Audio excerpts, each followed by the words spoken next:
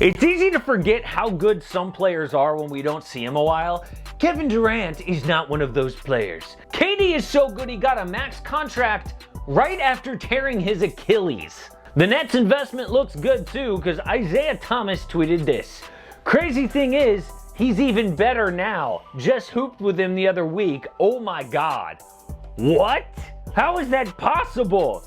This video explains why the league should be terrified, but in the end, why the Nets won't win even with a healthy KD. Hey, it's Casey. Welcome to AM Hoops. 5 videos per week, dropping at 9 a.m. Eastern, except for this week because it's going to be a really weird week, right? We're going to have breaking news all the time. Trade season started today. We've already had some news there. We've got the draft on Wednesday and then free agency on Friday, so I'm sure we're going to have some really weird drop times. Now onto a healthy Kevin Durant. It's an Achilles injury, and you don't get grown men crying in sports very often, but that's how bad KD's injury was in 2019. He took a chance after a calf injury, knowing something really bad could happen. The Achilles popped so violently we saw his leg muscles shake. Now one of the greatest ever has been out over a year and a half. But if he's better now, like IT said, then the Nets should just hang the banner. He's been amazing since day one. People in Seattle watched the legend as a rookie hit game winners. He won scoring titles in Oklahoma City, but he did his best work in Golden State. KD broke LeBron James's spirit twice in the finals. He hit the dagger 3 in 2017 and 2018. The Warriors went up 3-0 in 2017, virtually winning the finals. After the 2018 moment, LeBron left Cleveland for Los Angeles. KD won back-to-back finals MVPs. The next finals, though, is when his Achilles disintegrated. Now we haven't seen him in 1.5 years, which is twice as long as Kobe took to return from the same injury at 34 years old. Of course, some of that time off was due to the pandemic, and a lot of people, including me, were frustrated that KD did not choose to play in the bubble, because physically he could have. But looking back, I get it, especially for all the crap that Victor Oladipo took, right? Like, he chose to play, he didn't look great, and he cost himself money. The Nets and KD don't need that noise. In reality, if he has rust, it'll be because of the time off, not the Achilles. The head of sports medicine at NYU said this: I don't see any issue to say that he won't be as good of a player as he was a year and a half ago. That is a doctor talking, not Isaiah Thomas. But the stat that convinced me was this. A study tracked 44 NBA players with Achilles injuries from 1970 to 2018. Their player efficiency rating dropped by just 2.9 on average. KD's career PER is 8th best ever. If that dropped just 2.9, he would be the 33rd best player ever, basically Kyrie Irving. So from all-time great to just an NBA All-Star. And the crazy thing is, a lot of those players in that study were like Patrick Ewing or Kobe Bryant in their mid to late 30s. KD is years younger and has even better medicine now. There is a real chance IT is right and Durant is better than before. He's played with other NBA guys who are going crazy about how he looks too.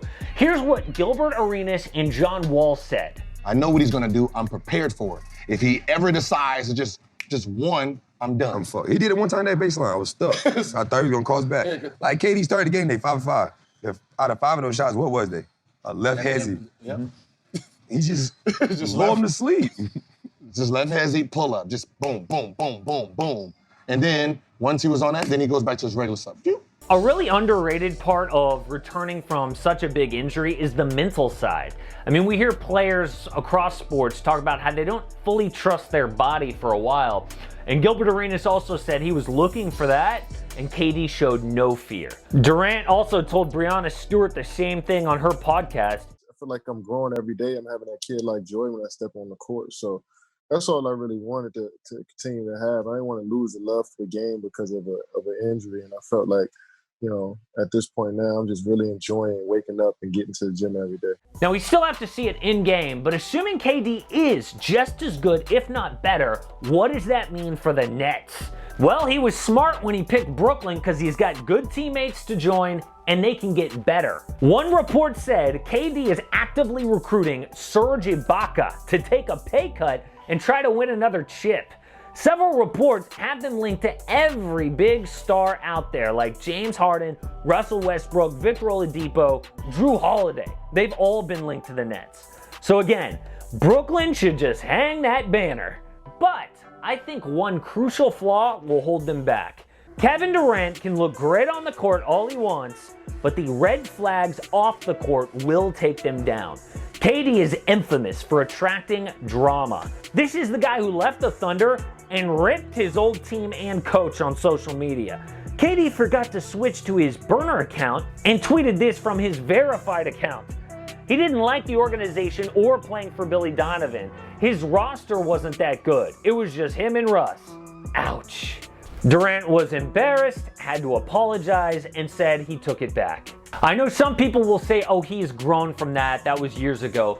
Actually, no. KD recently admitted he still uses burner accounts. And he's got the right to respond all he wants, but that is a big sign of insecurity. If he is still that fragile, then the day will come next year that something sets him off. There's red flags too with Kyrie Irving.